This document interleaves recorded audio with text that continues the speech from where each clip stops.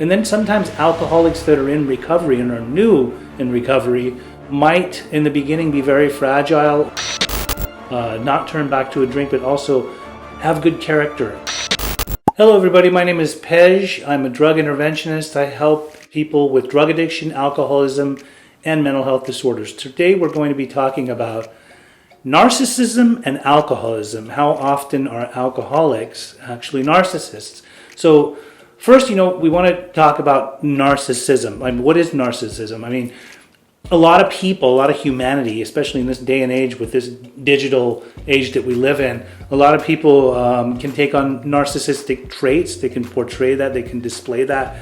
But what is a full-blown narcissist? I mean, a full-blown narcissist is somebody that would be diagnosed and it really is a problem. I mean, it can be a problem in a relationship. It can be a problem dealing with a narcissist because they are all they think about. And so when you kind of mix that with alcoholism and people that are in recovery, a lot of alcoholics, especially the ones that are either in active alcoholism, which obviously they're all they think about because all they think about is drinking and living their lives the way that they're living, whether they hurt people, they don't care, but are they narcissists? Sometimes, they possibly are. I mean, it's not to say that they all are, definitely not all. And then sometimes alcoholics that are in recovery and are new in recovery might in the beginning be very fragile or coachable, teachable, wanting to work through their stuff, but over a period of time when they start to feel better about themselves, when they're in recovery, they may then start to become very narcissistic because they think that they are holier than thou, or they know better, or they're better than others, or so it doesn't mean that all people that come and become recovered people from alcoholism are going to suddenly become narcissists. The point of alcoholism and to get in recovery is to change your whole way and be different, act different, not turn back to a drink, but also have good character and be empathetic and be sympathetic and be caring and loving rather than just think that you are all that you think about. So what should you do if you're in a relationship with a narcissistic alcoholic? Once again, we can't just go around and label a lot of people narcissists. It's really funny. One time I went to go hear Marianne Williamson speak at this place in LA, and she gave a great talk in the beginning, and then afterwards she would go around the audience and ask people questions with a microphone. And she got to this one lady, and the lady said, I'm in a relationship with somebody that's a narcissist, and how do I deal with that person as a narcissist? And she said, hold on right there, just wait a sec here. So just so you know, like, a lot of people can call me a narcissist, a lot of people can call you a narcissist. You're calling him a narcissist. If you don't really know if he's been clinically diagnosed as a narcissist, are you really sure? But also you have to ask yourself, why would you want to be in a relationship with somebody who is a full-blown narcissist, or at least isn't sympathetic or empathetic to you as your person that's in a relationship with you? You have to see, like, what exactly do you value in a human being that you would want to be in a relationship with somebody that truly cannot give you the love that you need because they're so in love with themselves. So it's definitely something to think about. I mean, what should you do? Some people would say run for the hills. If you see somebody's acting this way or portraying certain types of behaviors or displaying, just this self-absorbed self-centeredness, and they are supposedly an alcoholic. If they're in active alcoholism and they're a narcissist, definitely there are many different ways that a person can start to work on themselves, whether they get counseling, whether they go to certain 12-step meetings that are based around helping people who have a qualifier. Their loved one is somebody who's an active alcoholic, and they need to actually work on themselves to either learn how to separate themselves from them or how to deal with them. Because some people will remain in relationships with narcissists. They just will. I mean, that there are certain things about their loved one that they really love, and qualities that they have learned to embrace, perhaps. Some of them may not be the healthiest, but some people will just remain. So how do you deal with it? And then if somebody's in recovery, actually from alcoholism, and they're working on themselves, but they're still displaying those types of behaviors where they're very narcissistic and self-centered and self-absorbed, well, again, at that time, it's up to you. You can make a decision to remain with them, deal with it, which I don't recommend usually. I think if a person really doesn't feel like if there's toxicity and it's unhealthy to remain in a relationship with that individual, why would you stay with that? Why not separate yourself from that and find somebody who's much more healthy, rather than having to build boundaries with your loved one or the relationship that you think you're in.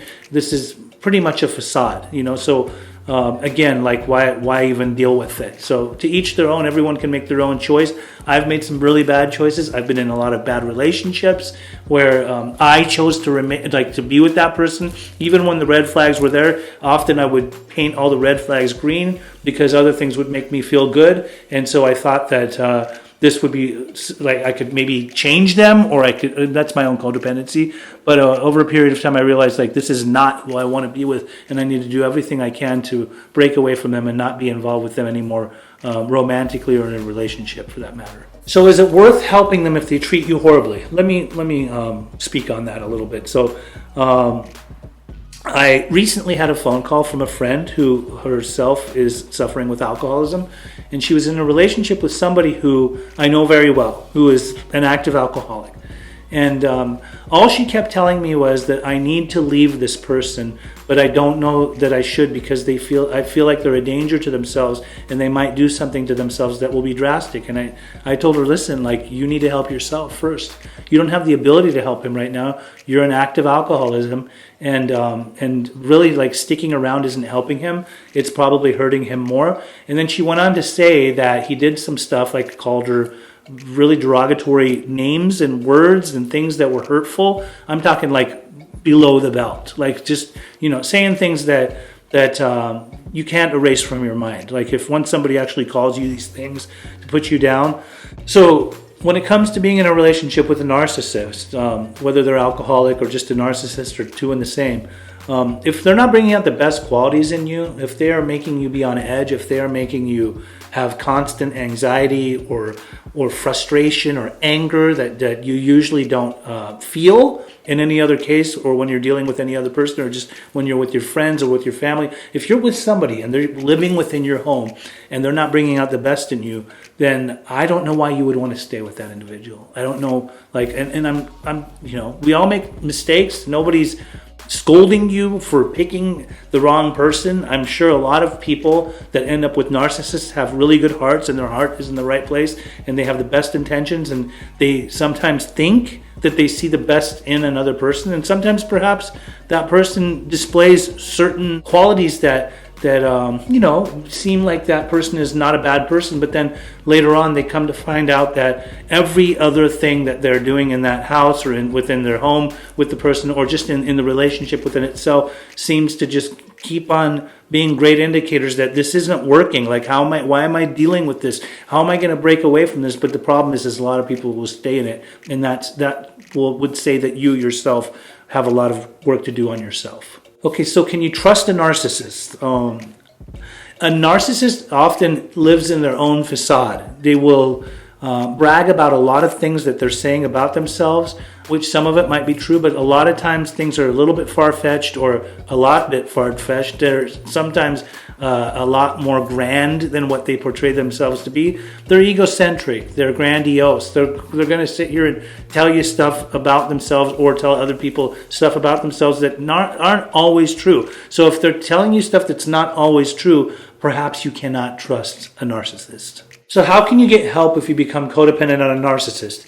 Speaking from my own personal experience, I know that therapy definitely helped. A therapist will often listen and hear you out and see where you're coming short, and just letting you know what kind of tools to take on to be able to process any kind of emotions that you have whenever you're dealing with a narcissist. Also, there's great books. Melody Beattie, she's got Codependent No More. There's a few different books that she's written on codependency, on relationships, on things like that. Those were great helpers for me, definitely. And then you can come on YouTube channels and you can take a look at and see what other people's experiences are. Some people will tell you their own personal experiences. You can get more of a clinical background on it, like how it originates, what kind of treatment there might be for narcissists. But more what kind of treatment there may be for you. Some people do 12-step meetings in CODA. CODA is like short for Codependency Anonymous. And I mean, it's awesome. Like truly, when I went to CODA, I learned things like I'm not a doormat. No is a complete sentence. No means no. These types of things, and I know that sometimes they practice those in the Al-Anon program too, but definitely like if you're dealing with a narcissist or an alcoholic and you don't know how to work through that, I implore you to try, certain 12-step meetings and see other people's experiences, because you are not alone.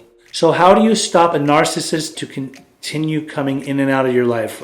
You've got to create a strong boundary. I just had a friend that was dealing with somebody that they ended up going to jail. They were the narcissist. At least that's the way that this person described them to be in their life. And they said, I know that when he gets out, he's going to reach out to me. What do I do? And I said, if you're a dignified individual and you really care about yourself, you're a dignified woman, you care about yourself, I would say to him, if he does reach out, I do not want to talk to you. I don't want you to call me anymore. And then I'd block him. And I would do that. And if you need to take other measures because he's a danger to you, at that point, if that becomes something, then you move on. The problem is a lot of people, a lot of times, don't take the advice or they don't take the recommendations, and they end up still staying in that vicious cycle. In some psychological terminology, it's called the dance. They bring you in and then they spit you out, and they bring you in and then they spit you out. And I've had experience with this, believe me. I think many have. If you have any questions about narcissism, ask me in the questions below. Also, please subscribe to this channel, and we also have a lot of other videos that are in relation to narcissism and other disorders, as well as alcoholism, addiction, and all that.